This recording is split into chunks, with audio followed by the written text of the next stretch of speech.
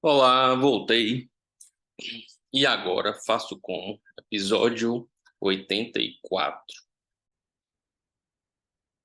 Eu sou Felipe Pinheiro, médico, professor de medicina, oncologista clínico, e vamos falar hoje nesse podcast aqui sobre como saber ler um bom artigo, como identificar se o artigo é bom ou não, como fazer para escolher, né, um bom material de estudo, uma boa evidência para usar na prática. A gente fazia essas aulas na faculdade. Alguns se mostravam interessados, a maioria não.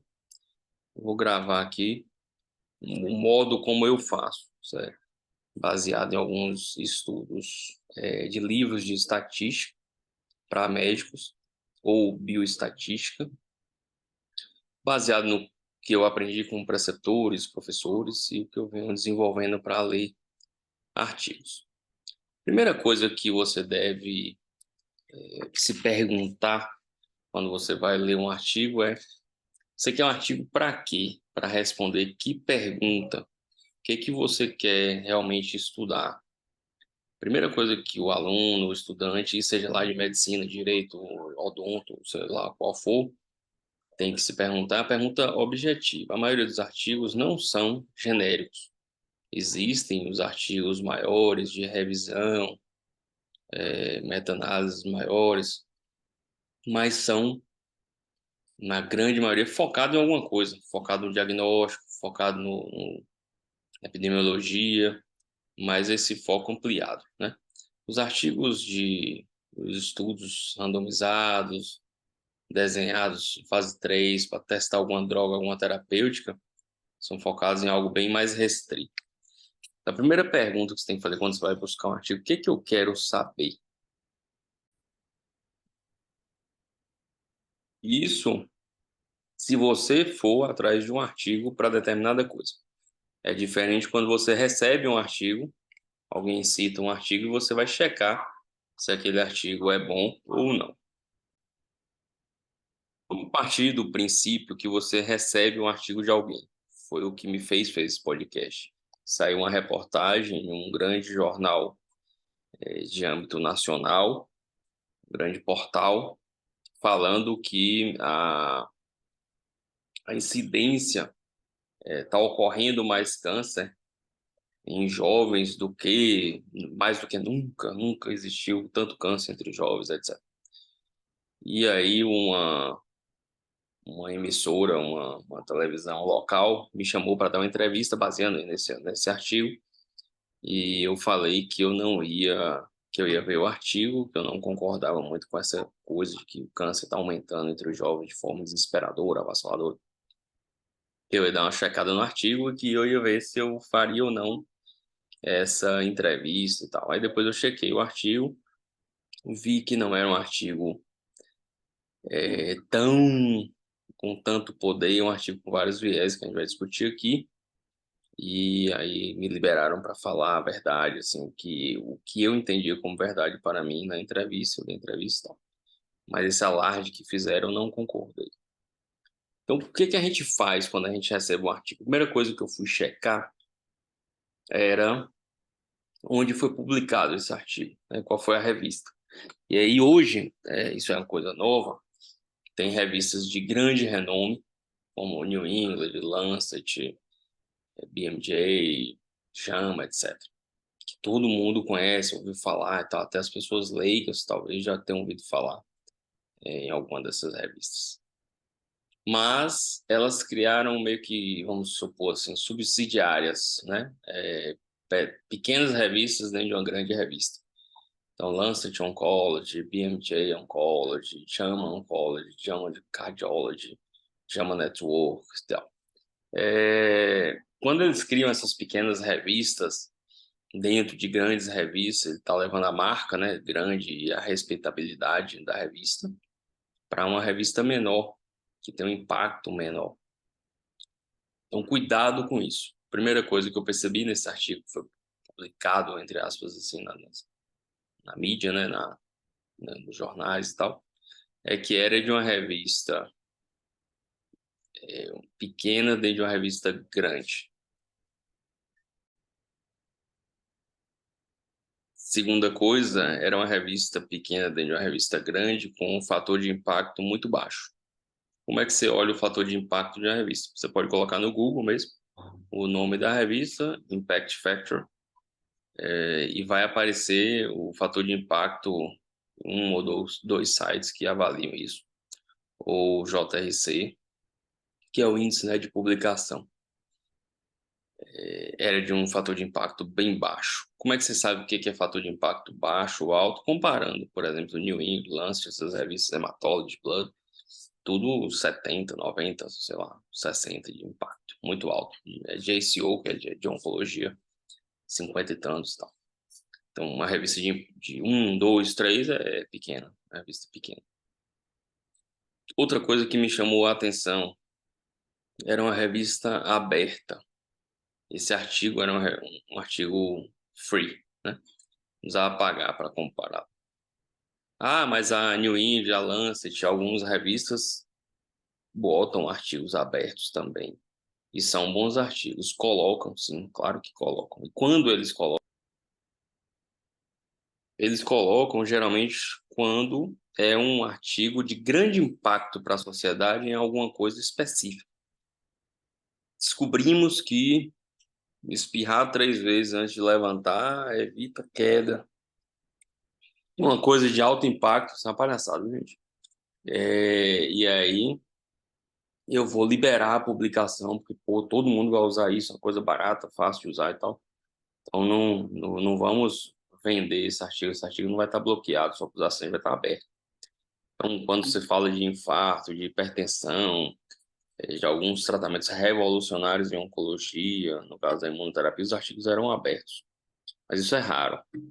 Diferente de um artigo de epidemiologia, não. Os artigos de epidemiologia não são abertos, né? Não tem nenhum impacto saber se está crescendo ou não está, desde que não seja uma coisa muito objetiva. Por exemplo, estamos descobrindo que o tabagismo faz mal, aumenta câncer de pulmão. Pô, uma coisa revolucionária talvez realmente vai impactar, se a gente vai fazer política pública para prevenir, etc.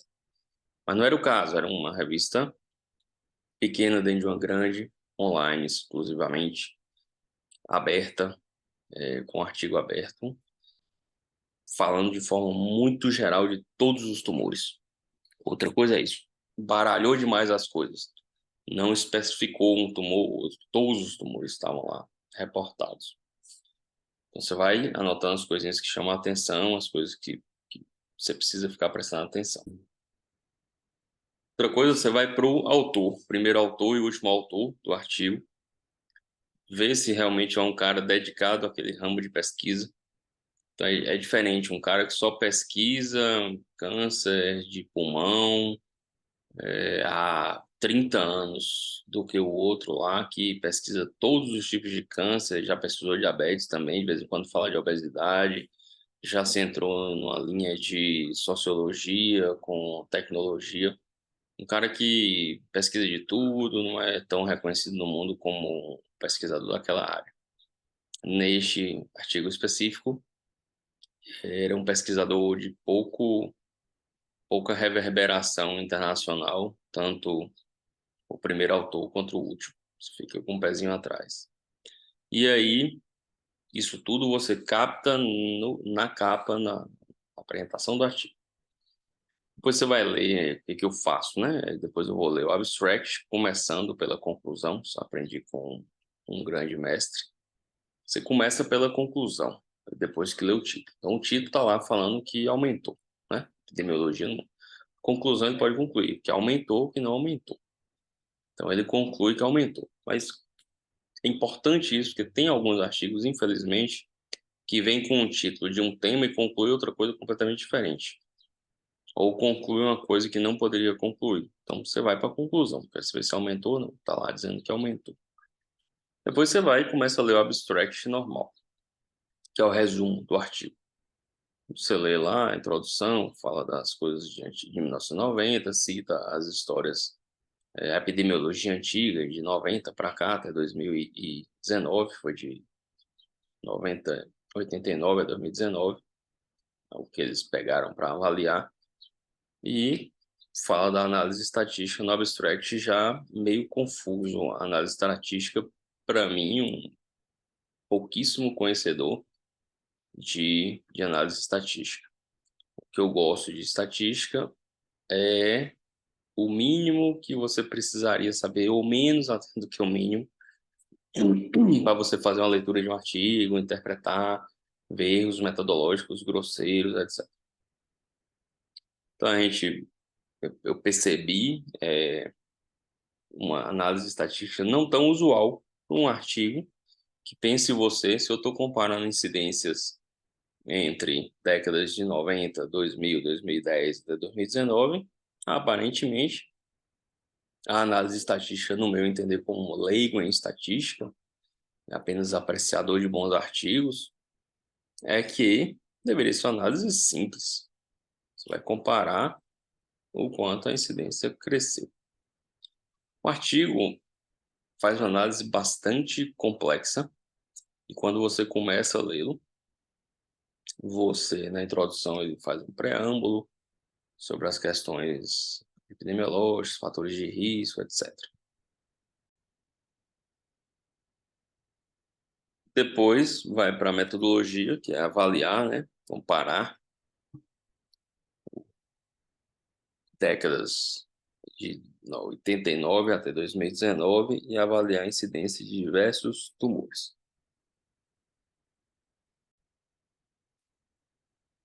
Então, o que ele faz no artigo? Ele coloca fórmulas na análise estatística. Tem pelo menos quatro, cinco fórmulas no artigo. Fórmulas complexas, com intervalos, somatório, com frações, elevações de potência, fórmulas bastante complexas para comparar. Na parte escrita entre essas fórmulas, ele cita a necessidade dessas fórmulas porque a estimativa de vida e o quanto as pessoas viviam na década de 90 não é igual à década de 2010, 2020. Beleza, joia. Ele tentou ir através de formas complexas tirar um viés, né? Pô, a gente está tendo mais câncer porque está vivendo mais. Mas ele não está falando de aumento de incidência populacional. No título ele está falando que vai avaliar aumento na incidência entre jovens. Jovens abaixo de 40 sempre terão abaixo de 40 anos. Jovens abaixo de 30 terão abaixo de 30. Então, eu particularmente não vi lógica nenhuma em avaliar através de fórmulas complexas, diminuir, entre aspas, o viés em questão de perspectiva de longo prazo, né, do quanto as pessoas estão vivendo, se ele está falando de pessoas jovens só. Você faz um corte, 40, 50 anos e acabou. Começa o primeiro pé atrás. O segundo pé atrás, quando o cara complica demais, eu não me sinto à vontade de entender como um artigo poderoso. Um artigo poderoso é simples, objetivo, com análises, resultados e tudo muito claro. Outra coisa que chama a atenção, e isso você vai pegando na prática, falar com meus alunos direto, como é que aprende essas coisas? Lendo toda semana um artigo, toda semana. Não precisa mais que isso, não. Vai trabalhar durante 40, 50 anos como médico, você vai ler artigo feito azul. Você lê, vai lendo, e toda vez que você não entender alguma coisa, você procura estudar um pouquinho. Volta na internet, pega um livro de estatística, avalia. Por exemplo, eu procurei essas fórmulas que aqui estão, não acho. São fórmulas muito específicas, não são usuais em análise estatística. Diferente, você pega um estudo com hazard ratio, sobrevida global, Kaplan-Meier, Q quadrado, você vê em tudo quanto é artigo. Mas aí você pega um artigo que está errado, no sentido, usou Kaplan-Meier sem poder, usou Q quadrado sem poder, você fala, pô, já joguei no lixo, esse artigo já foi. Então, a análise estatística é muito importante. Coisas que chamam a atenção em outros artigos, esse não. Mas número de pacientes, o cara calcula que precisa de 1.000 pacientes e começa um lelele retado para dizer que só conseguiu 800. Calcula que precisa de 2 anos e a pesquisa durou 7. Alguma coisa de errado tem. calcula que precisaria de 10 centros no mundo, só colocou 7 e tal.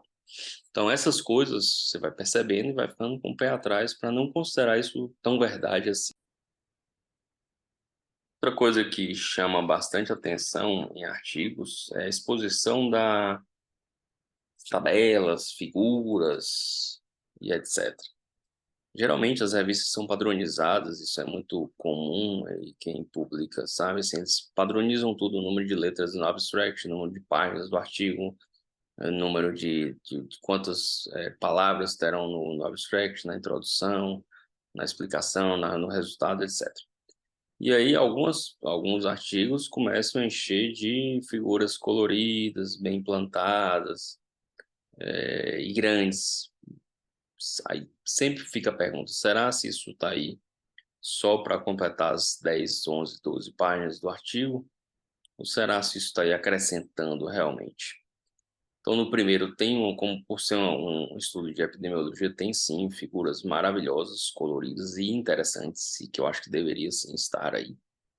Em relação à incidência em 1990 a 2019, mudando a perspectiva ali de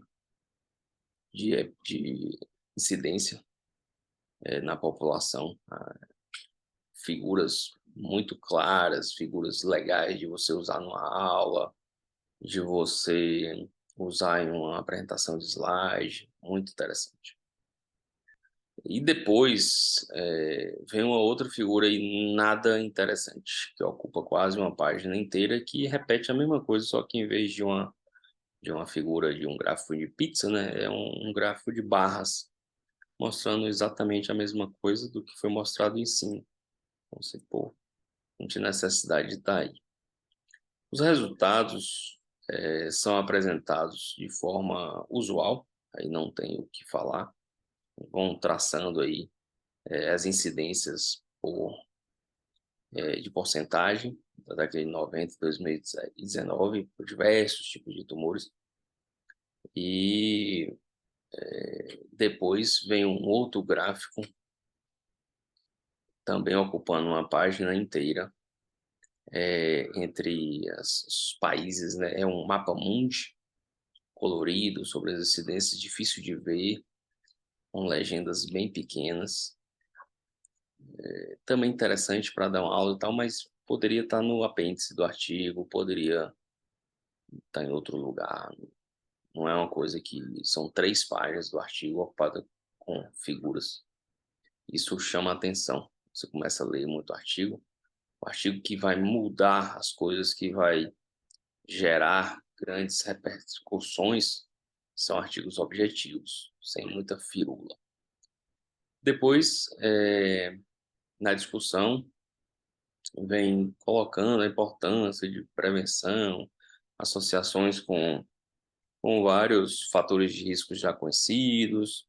Depois vem mais 2 ou 3 páginas com figuras, com tabelas e uma figura também pouco interessante no modo de vista da ciência, do estudo em si. Então, essas coisas chamam a atenção. Gráficos cortados, pulando de 0 para 350 por 100 mil de incidência, você pula de 120 para 10, de 50 para 75. Você consegue juntar isso tudo e quem não olha atentamente fica parecendo que as incidências, por exemplo, entre 15, 19 e 20, 24 anos, está próxima da incidência entre 35 e 39, o que não é verdade. Há uma grande distância e ele faz uma chanfradura, não sei como é que chama isso na parte estatística, e ele, de forma visual, aproxima uma incidência que é bem distante. Fez isso da mesma forma na incidência entre pacientes de 15 a 19, 20, 24 anos, a incidência de morte, né? Mortalidade. Então, quando usa essas artimanhas gráficas e estatísticas, também fica com o pé atrás. Então, ele tenta visualmente te convencer que realmente a incidência dos jovens está perto dos mais velhos. Só que, ao mesmo tempo que ele tenta fazer isso, é praticamente uma linha reta a incidência de tumores e mortalidade entre jovens entre 1990 e 2030. E isso ele não traça um paralelo. Então, essas coisinhas todas que a gente vai vendo à medida que vai lendo o artigo, nos dá uma perspectiva do quão essa mensagem está aumentando, que foi publicada em jornais leigos, e em painéis, em forma de mídia online e tal, é importante ou não. No meu entender, zero importância. Pegaram isso na ideia de trazer reportagem mesmo, gerar o caos, né? É isso, estou falando na questão do jornal que foi publicado, na entrevista que foi pedida, etc. Pela revista científica, traz publicação. Então, o autor ganhou pontos na sua universidade, provavelmente pela publicação que fez, conseguiu publicar um artigo com muitos milhões de pacientes, a fazer um artigo bonito, é, de forma gráfica, graficamente, né? Trouxe dados interessantes, trouxe, mas nada para mudar. Vai mudar o quê? Não vai mudar nada. A gente vai continuar orientando todo mundo a fazer exercício, vai continuar orientando todo mundo a ter uma dieta balanceada, não fumar, não beber, fazer seus preventivos nas idades corretas, serem vacinados do que precisa ser vacinado e ter uma vida saudável. Então, um artigo de pouquíssimo impacto para a comunidade leiga, para a população. Não deveria estar num jornal uma manchete de todo tamanho, não foi nenhum só, apareceu uma porrada de lugar, e nem ninguém pedindo entrevista para espalhar o caos, que está tendo câncer, que as jovens estão morrendo de câncer. Não estão. Está tendo exatamente a mesma incidência e a mesma mortalidade da década de 90. Ah, mas estatisticamente ele provou uma diferença mínima. Mínima, mínima, mínima, não provou foi nada. Assim, estatisticamente não tem a diferença gritante, nem uma diferença pequena para a gente entender isso como algo que a gente precisa a mudar a forma como a gente previne. Ah, e como é que você explica esse achado incidental e estatístico do pesquisador? Talvez seja só a metodologia estatística. Vamos supor que a tecnologia e a análise estatística esteja completamente correta. Talvez a gente apenas tenha conseguido dar mais diagnóstico agora, em 2019, do que em 1990, o que não é nada difícil de acreditar. Nosso armamentário para diagnóstico em 1990 era muito menor do que hoje. No Brasil, na África, Europa, Europa Oriental, na Ásia, exceto o Japão, China e Austrália, países muito similares ao nosso, em que não tinha tecnologia disponível da década de 90, final dos anos 90, início dos anos 2000, para dar diagnóstico. Muita gente falecia achando que era de pneumonia, achando que era disso ou daquilo, e poderia ter sido de câncer. É difícil não ter sido avaliado esse viés do diagnóstico. Então, como é que a gente avalia um artigo? Olhando tudo isso que eu falei aqui, em todo artigo que você lê. Teve dúvida, não tenho conhecimento sobre a área, porque assim, esse artigo eu sou oncologista, então eu tenho uma certa vivência em lendo artigos de oncologia. Mas, como eu dou aula de clínica médica, eu leio artigo de um bocado de coisa. Tem artigo que eu não sei nem para onde é que vai, o que estão falando lá, a gente vai estudar. Estuda, pega outros artigos, vai numa revista grande, de verdade, ou que você confie, New England, Lancet, BMJ, chama, pega um artigo de revisão gigante do mesmo tema, compara, olha, leia grandes artigos publicados, fase 3, se é randomizado, se é duplo cego, se foi no mundo inteiro, Esse artigo é de bioepidemiologia, mas estiver testando uma droga, sempre cheque quem está patrocinando aquilo.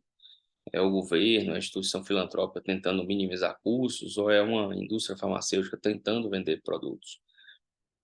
Sempre vai ter viés, sempre vai ter um pé atrás, você sempre pode criticar e sempre pode elogiar essas publicações, mas olhe sempre com um olhar crítico para não alardear o que não precisa, para não gerar demanda do que não precisa.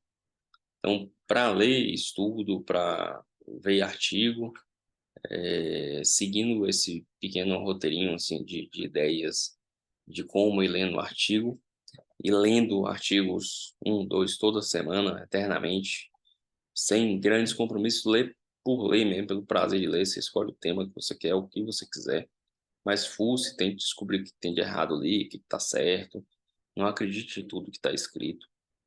Acho que vai dar um grande salto nos olhares de vocês para artigos científicos, matérias de jornal, etc. Muito obrigado, um grande abraço, desculpa a demora, tem quase cerca de um mês, mas eu prometi que ia ser no mínimo um por mês. Chegando Outubro Rosa, o trabalho aumenta e a correria está grande, mas sempre que tiver ideias eu vou trazer para vocês. Um abração.